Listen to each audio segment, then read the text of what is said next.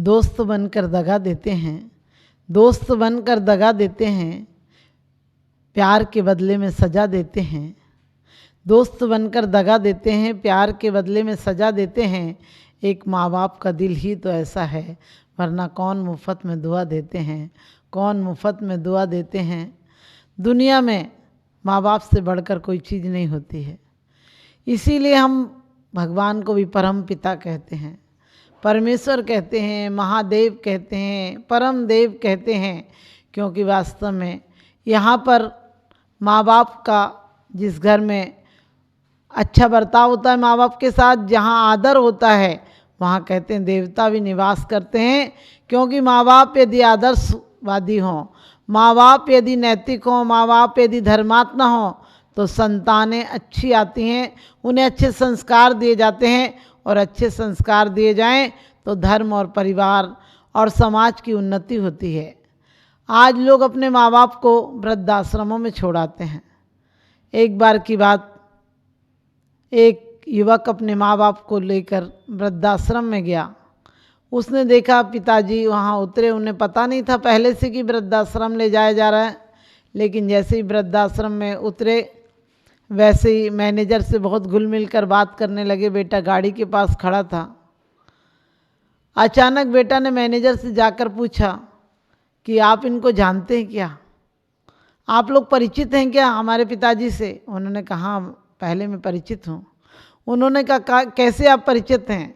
तो उन्होंने कहा कि पहले मैं एक अनाथ आश्रम में काम करता था और इनकी संतान नहीं थी, इसलिए बहुत चक्कर इन्होंने लगाए थे कि एक बच्चा हो जाएगा, बुढ़ापे का सहारा हो जाएगा, घर में रौनक हो जाएगी, खुशियाँ लौट आएंगी। इसलिए एक बच्चे के लिए इन्होंने बहुत बड़ा डोनेशन दिया था और एक बच्चे को लाए थे। वही तुम ही निकम्मे बच्चे हो जो इन्हें वृद्धाश्रम छोड़ने के लिए आए हो।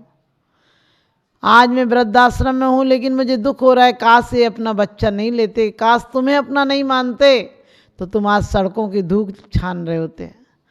ये तुम्हें अपना नहीं मानते तो ना जाने तुम कौन बदनसीबी से गुजर रहे होते। लेकिन आपको पता है,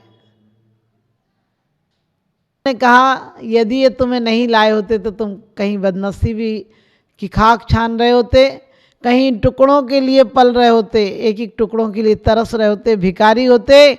और यदि तुम्हें अनाथ आश्रम पाल भी लेता मान लो तो तुम्हारी क्या हालत होती। आज इन्होंने तुम्हें करोड़ों की दौलत दी है और तुम इन्हें अनाथ आश्रम छोड़ने आए हो।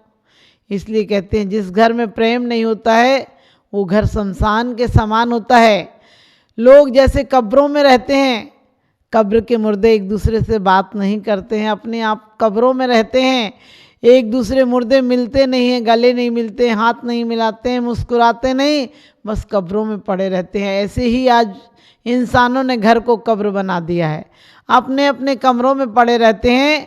जिस प्रकार से मुर्दे अपनी अपनी अर्थी पर बांध दिए जाते हैं, इसी प्रकार से आज का इंसान भी अपनी मान्यताओं में, अपनी सोच में, अपनी विचारधाराओं में, अपने क्लबों में, अपनी पार्टियों में, अपने दोस्तों तक बंद कर रह गया। सिर्फ अपने लोगों को चाहता है, लेकिन अपने जिन्होंने आपको अपनी ज़िंदगी दी है, जिन्होंने आपको खुशी दी है, जिन्होंने आपको इतना सुंदर संसार दिया है, उनके बारे में आप कभी नहीं सोचते हो। यदि जीवन में आज 4G का ज़माना है और 5G भी आ जाएगा, लेकिन मैं कहती हूँ 4G में 4 को अपना लेना।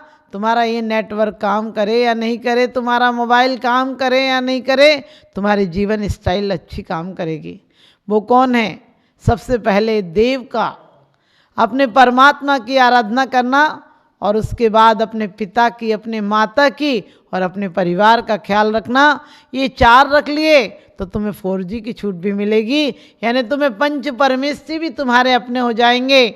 और जब सारी छूट मिलेगी तो तुम्हें सारी सूचनाएं मिलेंगी और तुम्हें अपनी सूचना भी मिलेगी। अपनी सूचना का अर्थ इतना ही होता है कि तुम परमात्मा तक जा सकते हो। जीवन में उसने बड़ी बात कर ली, जिसने स्वयं से मुलाकात कर ली। आज अफसोस है, सब कुछ है घरों में, बहुत बड़े बड़े मकान हैं, लेकिन हमारे परिवारों में आज मेल मिलाप नहीं है। कोई सामान आता है लोग अपने कमरों में रख कर ले जाते हैं, अलमारियों में रख देते हैं, लॉकर में रख देते हैं। यदि तुम अलमारी और लॉकर में रख दोगे, चाहे वो जेवर हो चाहे कपड़ा हो, और चाहे कोई सामान हो, चाहे आपके पीहर से आया हुआ कोई उपहार हो, वस्तु हो, आप रख देंगे तो सिर्फ आप अलमारी और उस चीज़ के मालिक हो पाएंगे। लेकिन वही चीज़ आप अपने आंगन में रख देंगे, अपने घर में रख देंगे, सामूहिक जगह रख देंगे तो आप घर के मालिक हो जाओगे, दिल के मालिक हो जाओगे। लेकिन आज के समय में लोग अपने माँ बाप को भूल जाते हैं, लोग अपने परिवार को भूल जाते हैं, लोग अपने बुजुर्गों को गाँव में छोड़ जाते हैं, क्योंकि पक्के मकान बनाने लगे हैं लोग, पक्के मकान बनाने लगे हैं लोग, दिल के मकान ढाने लगे हैं लोग। अफसोस है, अपने बच्चों से सुखों की उम्मीदें करते हैं, अपने बच्चों से सुखों की उम्मीदें करते हैं, लेकिन अपने बुजुर्गों का दिल दुखाने लगे हैं लोग, अपने बुजुर्गों का दिल दुखाने लगे हैं लोग, जो तुम्हें ऊंचाई तक पहुंचाया है, जिन्होंने दुनिया दिखाई है, जिन्होंने स्वयं कठिन परिश्रम करके तुम उस मुकाम तक पहुंचाया है जहाँ से तुम चाहो तो इन्हें स्वर्ग के दरवाजे दिखा सकते हो, चाहो तो इन्हें जीते जी स्वर्ग में वास करा सकते हो। आज मकान बहुत सुंदर हैं, पहले के राजा महाराजाओं को भी जो चीज़ें उपलब्ध नहीं थी, सुविधाएं उपलब्ध नहीं थी, आज इतने सुंदर मकान हैं, कोठियां हैं, फ्लैट हैं कि पहले के लोगों को शायद नसीब नहीं होते थे। लेकिन उन दिनों की खुशनसीबी थी कि मकान छोटे और दिल बड़े हुआ करते थे, और कम लोग नहीं होते थे, घरों में बहुत बहुत लोग होते थे, और बहुत लोग होते थे तो अपने आप महोत्सव सा हो जाता था, त्योहार सा हो जाता था, पूरी जिंदगी त्योहार रूप में थी। आज प्रहार रूप में है। आज आदमी जाता है घर पे तो कौन मिलता है। पहले घर में बुजुर्ग बाहर बैठे रहते थे कि कोई कुत्ता अंदर नहीं आ जाए, आज कुत्ता बैठा रहता है कि कोई आदमी अंदर नहीं आ जाए। ये हमने तरक्की की है क्या? आज हम लोग पहले सुस्वागतम कहते थे, आजकल लिखा होता है वेलकम। वेल में थोड़ी सी कमी हो गई। आज हम लोगों ने अंग्रेजी के युग में सोचते हैं अपने बच्चों को अंग्रेजी पढ़ाएंगे, कॉन्वेंट में पढ़ाएंगे तो हमारे बच्चे बहुत उन्नति कर जाएंगे, हमारे बच्चों का नाम हो जाएगा। अरे तुम्हारे बच्चों का नाम भले हो जाए लेकिन तुम्हारा काम नहीं हो पाएगा। जो तुम्हें बुजुर्गों की सेवा का अवसर मिलता वो नहीं मिल पाएगा। तुम्हारे घर में प्रेम का संचार होता, सेवा होती, मुस्कान होती, घर में वो तुम्हें नहीं मिल पाएगी। क्योंकि जब कॉन्वेंट में पढ़ा हुआ बच्चा, आपको पता है मैकले ने क्या किया था, सबसे पहले उसने आकर गुरुकुल पद्धतियाँ ख़त्म की थी भारत में। गुरुकुल पद्धतियाँ ख़त्म हो जाएंगी तो इंसान भारतीय संस्कृति को भूल जाएगा, अपने बुजुर्गों को सुख शांति देना भूल जाएगा, उनका सम्मान करना भूल जाएगा। और उसने बड़ी अच्छी बात कही थी राष्ट्रपति से कि मैं भारत में वो काम करके आया हूँ कि आने वाली हमारी शिक्षा को पाकर लोगों का तन तो भारतीय रहेगा लेकिन मन और बुद्धि विदेशी हो जाएगी। और जब मन और बुद्धि विदेशी हो जाएगी तो माँ बाप का तिरस्कार करेंगे, वो दुख देंगे, उनकी उपेक्षाएं करेंगे और उन्हें अच्छे से नहीं रखेंगे तो वो बद्दुआएं देंगे। और जब बद्दुआएं देंगे, त्रासदी सहेंगे तो घर की सुख शांति छिन जाएगी और उसके बाद भारत बस से बदतर हो जाएगा।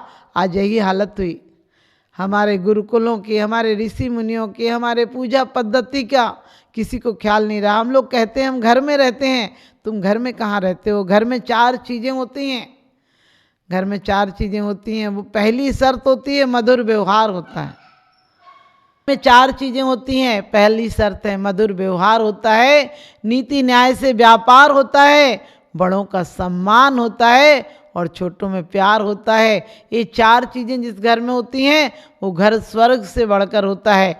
और ये 4 चीज़ों के विपरीत जहाँ होती है, आपसी कलह होता है, कटु व्यवहार होता है, अपेक्षाओं की जगह उपेक्षाएं होती हैं और तिरस्कार होता है, वहाँ समझ लेना नरक होता है। आज हमारे घर नरक क्यों बन गए? आज को पता है हमारे यहाँ पिताजी, माताजी, मौसी जी, बुआ जी सबके रिश्तों की एक मर्यादा थी, लेकिन आज के समय में रिश्ते जार जार हो गए हैं। अब पता नहीं मामा है कि फूफा है, सब अंकल हैं। अब बताओ मामा है तो माँ का भाई है और चाचा है, फूफा है तो पिताजी की बहन या भाई के रिश्तेदार हैं। तो कितनी मर्यादा थी, कितनी आप बाप को और चाचा को एक तो नहीं मानते हैं, माना कि वो दोनों भाई हैं लेकिन उनकी मर्यादाएं होती, उनकी सीमाएं होती हैं। लेकिन आज हमारे यहाँ से सीमाएं सब खत्म हो गई। मामा मौसी चाचा चाची सब सब अंकल आंटी हो गए। पहले किसी को कहो कि बधाई हो नानी बन गई तो आदमी खुश हो जाता था। आज किसी को दादी आंटी चाची कह दो, बोले हम तेरे को दादी दिख रहे हैं क्या।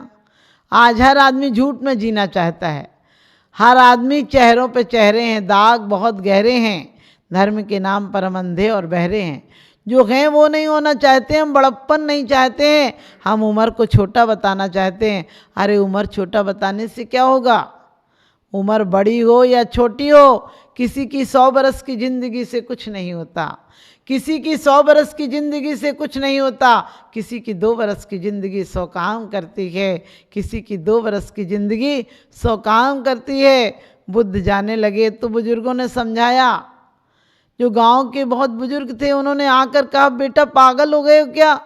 अरे यशोदा जैसी पत्नी छोड़ जा रहे हो, राहुल जैसा बेटा छोड़ कर जा रहे हो। और तो और कहा कि तुम अपने पिताजी का इतना विशाल राज्य छोड़ कर जा रहे हो, माँ को बिलखता हुआ छोड़ जा रहे हो। अरे हम तो जीवन भर इस राज्य के लिए तरसते रहे, तुम इस राज्य को छोड़ कर जा रहे हो। उन्होंने कहा कि जिस राज्य को छोड़ जा रहा हूँ आप सब ने बाहर से देखा है, मैंने उसे अंदर से भी देखा, उसमें कुछ नहीं है। दूर के ढोल सुहावने लगते हैं, आप लोगों ने नहीं पाया इसलिए आप लोग चाहते हो, मैंने पा कर देखा है। और अब यहाँ परिवार का प्रेम पाया है, अब परमात्मा के प्रेम की चाहत जगी है। क्योंकि जो चीज़ मिल जाती है उससे आदमी ऊब जाता है, अति से ऊब जाता है। इसलिए आज हमने परिवारों में देखा होगा, जब बहुत खा लेते हैं तो तबीयत खराब हो जाती है। लोग इतना खा लेते हैं कि पचाने की जगह नहीं मिलती है। लोग इतना खा लेते हैं, खाने पर ही ध्यान देते हैं, कैसे भी हो इस गड्ढे को भरना है। जबकि हमारे आचार्यों ने कहा कि व्यवहार नीति न्याय पूर्वक हो। घर में पहले बड़े बुजुर्ग खाएं, उसके बाद छोटों को खाना मिले, तो वास्तव में वो खाना नहीं, वो घर नहीं, वो मंदिर हो जाता है। वो खाना नहीं, वो प्रसाद हो जाता है। और वो पानी चरणामृत हो जाता है, अमृत हो जाता है। क्योंकि जब आप माँ बाप के पैर दबाते हैं तो माँ बाप क्या करते हैं, अपने आप उनके दिल से आवाज़ निकलती है,